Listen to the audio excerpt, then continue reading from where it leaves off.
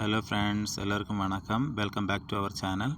நம்ம இன்றைக்கி எதை பற்றி பார்க்க போகிறோம் அப்படின்னா, டின்னில் வர டூனா ஃபிஷ் சமைக்கிறது ஈஸியாக சமைக்கிறது எப்படின்னு பார்க்க போகிறோம். அதுக்காக நான் பெரிய வெங்காயம் அதில் மீடியம் சைஸில் 2 எடுத்திருக்கேன். அதை நறுக்கி வச்சுருக்கேன்.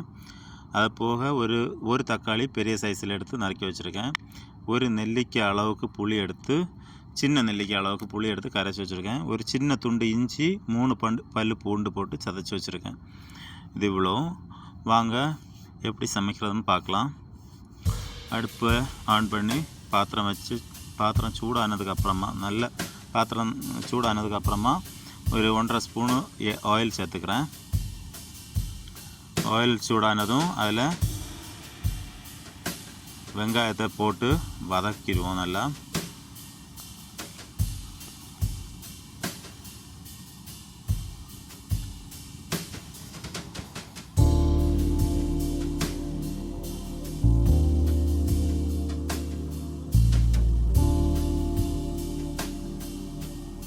வெங்காயம் ஒரு விதம் சீக்கிரமாக வதங்கிறதுக்கு லைட்டாக உப்பு சேர்த்துக்கிறேன்.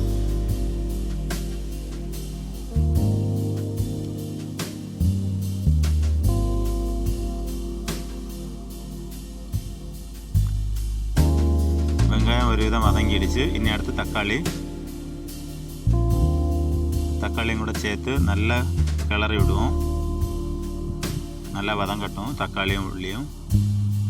ஏன்னா நமக்கு இது வதங்குறது மட்டும்தான் வேலை, இதில் வேறு எந்த வேலையும் இல்லை. நமக்கு தக்காளியும் உள்ளியும் நல்லா வதங்கிட்டோன்னா இது நல்லா இருக்கும். ஏன்னா துண்டாக கிடந்தால் நல்லா இருக்காது.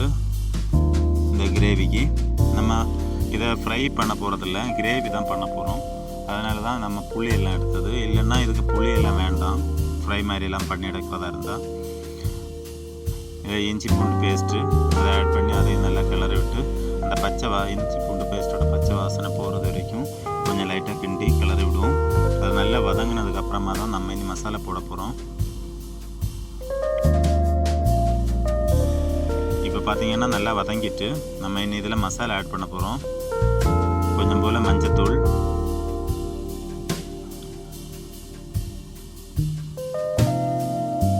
உங்கள் அளவுக்கு தேவையான உப்பு,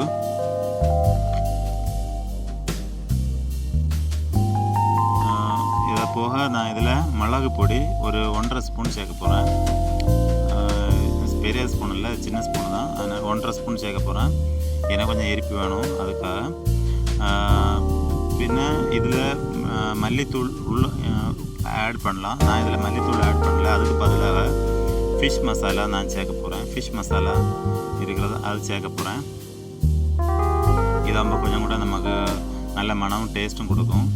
இன்னும் இந்த மசாலாவில் நல்லா அந்த தக்காளி உள்ளிலே நல்ல மசாலா பிடிக்கிறதுக்கு இந்த புளியையும் சேர்த்து விட்டு நல்லா கிண்டி கொடுப்போம்.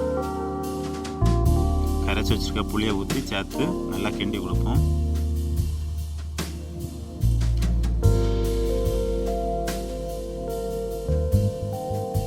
புளி சேர்த்தாச்சு. புளியை இன்னும் நல்லா கிண்டி இலக்கி கொடுப்போம்.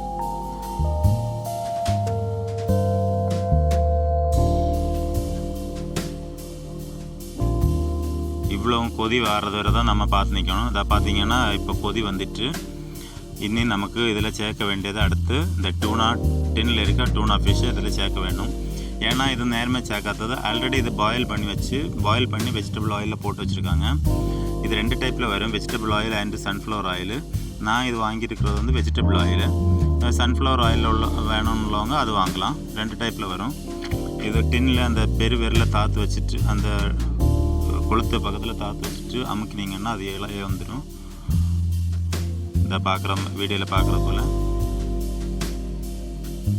அந்த ஆயிலோட சேர்த்து தான் ஊற்றினேன். அது வெஜிடபிள் ஆயில் தான். இந்த ஆயில் உங்களுக்கு வேணும்னா எடுத்துக்கலாம், இல்லைன்னா இதை ஸ்கிப் பண்ணிடலாம். இதை இங்கே ஓப்பன் பண்ணிவிட்டு அப்படியே அந்த ஆயிலை வடிச்சுக்கு எடுத்துக்கலாம். இனி அந்த மீனை நல்லா இன்னும் கிண்டி விட்டுருவோம். மீன் உங்களுக்கு எந்த அளவுக்கு வேணுமோ, அதாவது எல்லாத்தையும் நல்லா உடைக்கணுன்னாலும் உடச்சி விடலாம், இல்லை ஒரு விதம் சின்ன சின்ன பீஸுகள் கிடக்கணும் அப்படின்னு நினச்சாலும் கிடக்கலாம். அது உங்களோட இதுதான். நான் எல்லாமே ஒரு விதம் உடச்சி விட்ருக்கேன் எல்லாமே. ஏன்னா நான் இது கிரேவி ஐட்டு தான் யூஸ் பண்ண போகிறேன். இது சப்பாத்தி, பரோட்டா, குப்பூஸ் இதுக்கு கூட எல்லாமே வச்சு சாப்பிட்றதுக்கு. இது சோறு கூட நல்லா இருக்கும். சோறு கூட நம்ம சாதா வீட்டில் வைக்க மீன் குழம்பு எப்படி இருக்கும் அதே போல் இருக்கும். நல்லா ரொம்ப அருமையாக இருக்கும், நல்லா டேஸ்ட்டாக இருக்கும். எல்லாம் மீனை போட்டு ஒரு 3 மீன் அந்த டூனா ஃபிஷ் போட்டதுக்கப்புறமா ஒரு 3 மினிட்டு முதல் 4 மினிட்டு நல்லா குக் பண்ணால் போதும். நம்ம அடிபொலியான கிரேவி ரெடி ஆயிரும். இப்போ ஏதாச்சும் கிரேவி ரெடி ஆகிடுச்சு பாருங்கள். நல்லா கொதிக்குது பார்த்தீங்களா? ஏன்னா ஏற்கனவே நம்ம அந்த மசாலா எல்லாம் நல்லா நல்லா வேக வச்சு கொதிக்க அளவு வரை வச்சுட்டோம். இன்னும் 2 மினிட்டு 3 மினிட்டு மூடி வச்சுட்டு அதுக்கப்புறமா எடுத்து பார்த்தீங்கன்னா ஓப்பன் பண்ணியாச்சுன்னா நமக்கு தேவையான டூனா ஃபிஷ் கறி ரெடி ஆயிரும். இதை போல் அப்படி இன்றைக்குள்ள டூனா ஃபிஷ் கறி ரெடி ஆகிடுச்சு. ரொம்ப பார்க்குறதுக்கே அப்படியே நல்லா ரொம்ப இதாக இருக்குது. சாப்பிட்டு பார்த்தா ரொம்ப டேஸ்ட்டாக இருக்குது. ஃப்ரெண்ட்ஸ், இந்த வீடியோ உங்களுக்கு பிடிச்சிருந்தா லைக் பண்ணுங்கள், ஷேர் பண்ணுங்கள், சப்ஸ்கிரைப் பண்ணுங்கள்.